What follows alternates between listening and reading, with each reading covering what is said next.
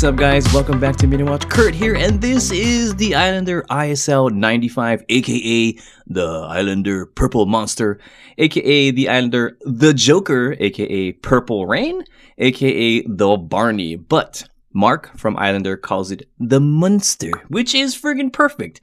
So I'll keep calling it. I mean, the Munster Monster. That's awesome.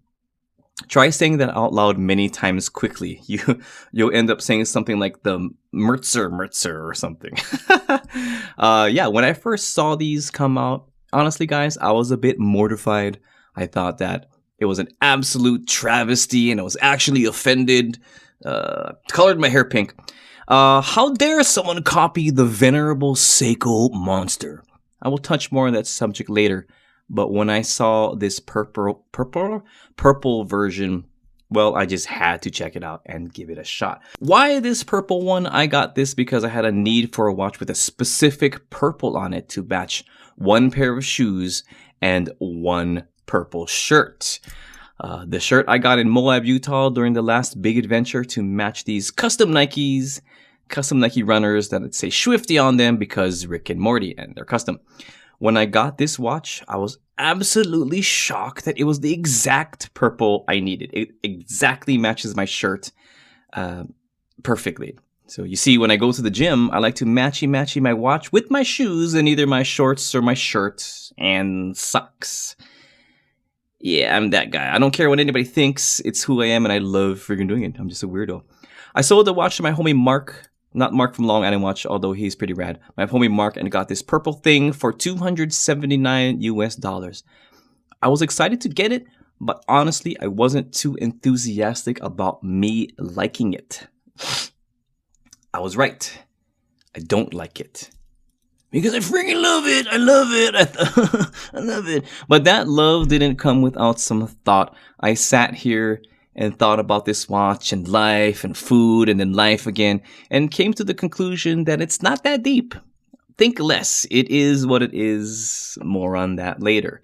Anyway, let's get into the nitty gritty and zoom a little bit more. For $279 hairs, you get a watch very close to the original Seiko Monster, but somewhat better adjacent really cool variants like those right there.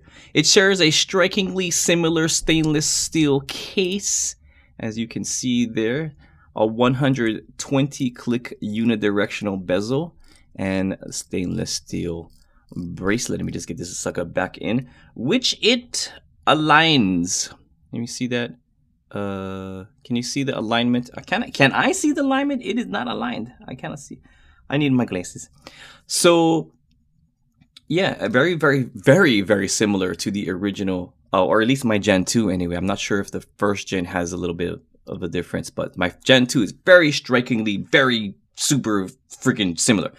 Inside is an NH36 automatic mechanical movement, which is just an unbranded Seiko 4R36. It beats at 21,000 BPH. Sorry, 21,600 BPH. Has a power reserve of about 41 hours and has an accuracy rating from -20 to about 40 seconds per day. Somewhere in between there, depending on all the parameters. The crown screws in and out. The crown screws in and out, helping with the 200-meter water resistance, and annoyingly replicates my second and third gen Seiko Monsters exactly. And by exactly, I mean that this one is also finicky. So mission failed successfully. Maybe it's just me. But they're all finicky, just like the other ones. Oh boy. So yeah, pull out the crown. You can stop the second's hand, bing, like that. Push it back in. The second hand goes again, which makes for precise time setting. There is a day and date function. I'll show you. Hold on, let me just zoom a little bit more in. So unlike the Seiko ones, Saturday and Sunday are not colored. Here you can see my orange monster has a Saturday that's blue, a Sunday that's red, and the black monster also has a Saturday that's blue and the Sunday that's red. This one has the Cyclops, which I freaking hate, but whatever. So zoom back out again. The dial is obviously purple with green accents around the indices, and the green second hand, and the green numbers and minute markers, and the green capsule around the day and date function. It's a little bit hard to see the green situation, but I don't care because it's a Joker watch, man. Or should I say the Munster watch. It's cool. I like it a lot. I like it a lot. The crystal is an AR coated double dome sapphire, which is an upgrade from the original. The lume is C3 Super Luminova, and we'll check the lume later. The pip is it's a bit of a nub. It's a bit of a nub right there. It's pronounced. It's excited. Unlike the Gen 2 Seiko Monster, which has a recessed pip. It's cold. Today is cold. And I think even the Gen 3 has it. Yeah, this one is recessed as well. This one's an innie.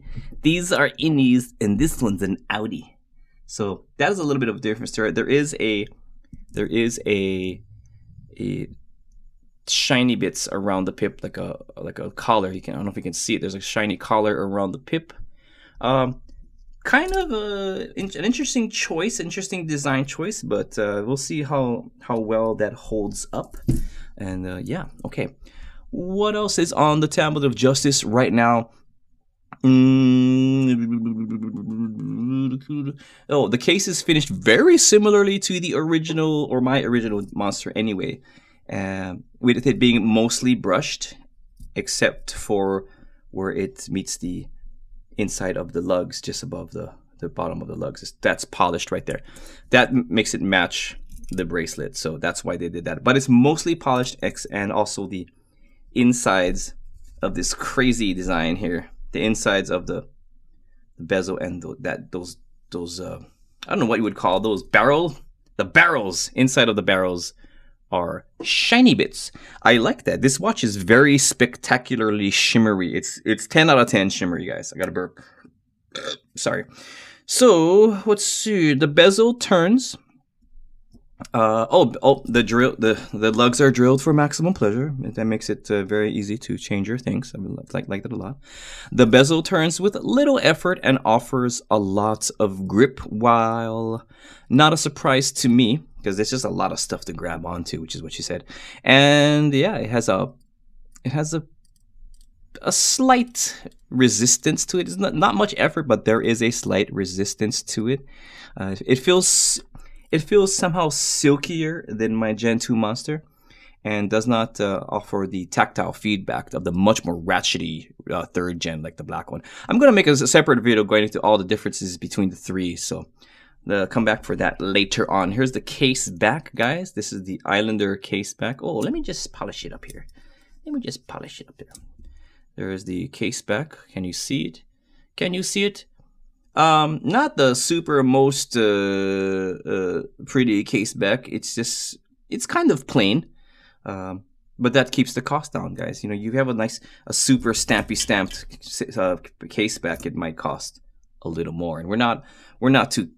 I mean, I would like a killer case back on this watch, but you know what? Not even a big deal. The bracelet is very well done and offers solid end links with a robust spring bar, as you would imagine. It is brushed and polished just like the original. Inside parts right there between the links are polished. The sides are polished, and the rest are brushed. What I do love about this bracelet is that it uses screws instead of freaking pins, and it makes it so much easier to adjust for your wrist size. I was just like pam pam pam in and out. I had it adjusted. It was so nice. I really, really love that. The clasp is milled. This is a milled clasp. Really, really nicely done milled clasp. Well, I mean, not super perfectly nicely done, but far better than the original. I have it somewhere around here. Here's the original Seiko bracelet for the Monster. And that is just a stamped out piece of tinfoil. It's just stamped out. It works good. You're never gonna see it, but this is just superior. It does offer a little bit more of a heft in the bracelet than the original. So it does have some hefty vibes going into it, but Really nice. And again, the shimmer factor is just spectacular. This watch just shimmers all over the place. All right, let's check the measurements. The case is hard to measure, but I got 42.5 millimeters. Lug to lug, 47.5 millimeters. Thickness, including the crystal, 14 millimeters. Lug width, 20 millimeters. And of course, the nose trimmer of pain, 141.5 millimeters. And now, let's check the lume. Check the lume, check the lume, make it glow. Check the lume, use a light, make it glow. Check the lume, check the lume, check the lume, check the lume.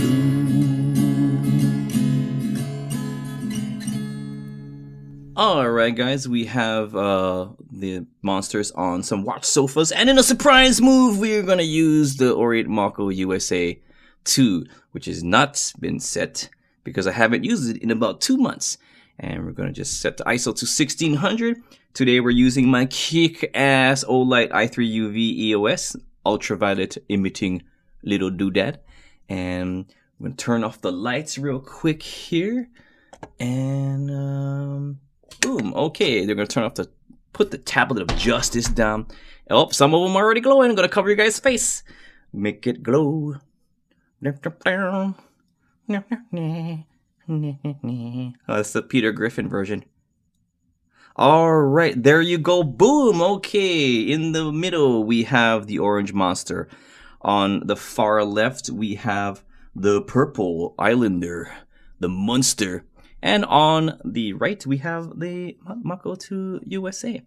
So, from the camera, I'm going to say that the second gen monster is a little bit better, a little bit brighter. And the Mako is kind of failing. But, yeah, is it because of the way the lenses are? Nope, it's definitely the second gen monster is definitely a little brighter, and that is not a surprise to me because it is Seiko after all. And but the Islander watch holding its own, still good, still very good, and both of these watches glow the same exact after about 20 minutes anyway. So that's all there is to that. Let's turn on the lights and talk about more things. All right, let's do some final thoughts. First of all, I'd like to address the comment someone made in the unboxing video that this is just a blatant copy and that he doesn't get why anyone would think a copy of anything is cool.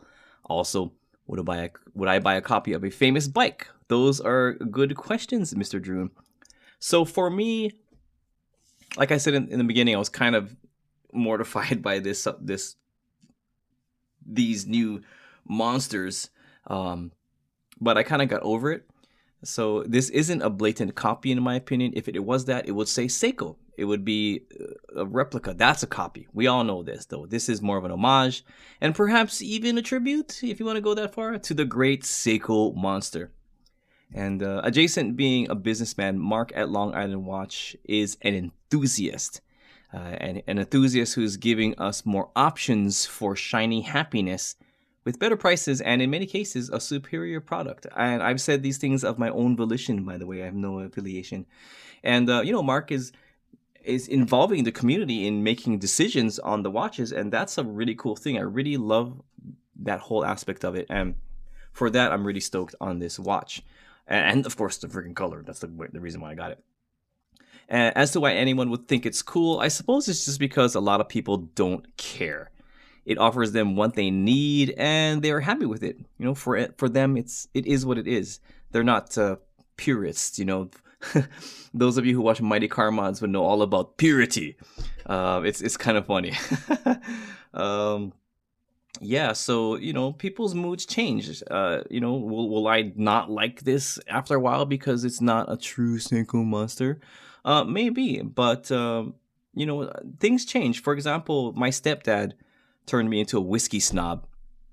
After a while, if it was not a single Highland malt, I didn't want to mess with it. I was just like, no, those are for peasants. Anything else is just crap. These days, I've developed an appreciation for all things whiskey, and I have found some seriously good blends. I'm not an avid consumer of whiskey, but I do love to taste, and I'm not offended by pretty much any, at any price, brand, or where it's made. I sip it, think about what it is, and I appreciate it. My mood about it totally changed, and it's the exact opposite with beer. I used to be like, drinking is just about any beer, anything goes. Bud Light, hell yeah, let's pound Bud Light. But now my tastes have changed. I've grown older, and my mood has changed, and my mood about watches are no different. And like you've mentioned, the watch world is a minefield. A glorious, shiny minefield. Or I don't know what the hell I'm talking about. Oh, a funny thing about that, would I buy a copy of a famous bike? I did. I did buy a copy of a famous bike. I didn't know it at the time, though. I bought a copy of a Vespa. It was a Chinese copy of a Vespa. I didn't even know. I didn't know nothing about bikes or scooters for that matter. And once I figured out that I had a Chinese clone of a Vespa, I started to resent it. I started looking at it like, you're just a piece of crap. You just wannabe Vespa. I was kind of irritated. People would often ask me, is that a Vespa? No, it's not a Vespa. It's a Chinese copy of a Vespa. But after a while, I just didn't care. My little Chinese scooter, which I named Little Wing, took me all over. I had great fun with it. Did wheelies. I even did jumps. My friend and I took it to a little motocross track in the bushes, and damn near broke the thing doing little jumps. It's not made to do jumps, guys. Don't jump your scooter. You're gonna snap it in half and crash. Anyway, yeah, freaking love this monster. I'm gonna touch it very softly and tell it dirty secrets and wear it on my wristicle. Oh, I didn't put it on my wristicle situation, guys. Gosh. There it is on my wristicle situation. Looks big, but it is big. But yeah, look at that. It looks the shinies. So many shinies. I love the shiny. I love a shiny one and the hefty shiny one at that. I'm gonna keep it on this bracelet. I have other monsters for this, for other situation, but this one I'm gonna keep it on the bracelet. And let's see what the boys have to say about it. Do I have anything in my teeth? You have all the things in your teeth. You need to go to the dentist. Why you gotta do me dirty like that? Okay, guys. Hey, what's up? What's happening? What do you think about this Islander purple monster, also known as the Munster monster? Well, they definitely do be purple. It's purple. Oh, so like, is this gonna be like another, like, are you gonna go like do yet another Monster Adventure, the Monster Adventure 4 with this watch? Yeah, boy. Well, I don't know about that one. I think people want to see different stuff. I don't think they want to see the same thing over and over again. Yeah, because it's bullcrap. Yeah, we gotta do something different. If you're gonna do another Monster Adventure, you better use a monster. Like the last one, that was bullcrap. They didn't even have a monster. Kurt, you flubbed. I know I flubbed. I said, and I moved your mouth. Yeah, you gotta stop doing that. People can see right through this. Yeah, you're crap at doing this. Well, anyway, I'm not gonna use this watch for a Monster Adventure 4. Damn. I might get another one. I like the lime one. Oh yeah, that lime one is tap. Yeah, don't try to make that a word. What, tap? It's all tap. That is so tap. Shut up. Okay, yeah, I might use another one, and if we are gonna do another Monster Adventure, we are definitely going to go someplace different-ish and do different-ish things. Hopefully, I don't know, we'll see. But what do you guys think about the watch? Well, it's shiny and purple. It is definitely shiny and freaking purple. How come my voice is all messed up again? You bet it's because you are on drugs. I'm not on drugs. You on drugs. No, you are. You're taking too many Tylenols. Okay, well, guys, I love the monster. I love the monster. I love the monster. Let me know in the comment section below if you feel the same or if you hate it. Let us know in the comment section below. I'm glad you could come here and check out Minitwatch. May your peanut be happy, and thanks for watching. Yeah.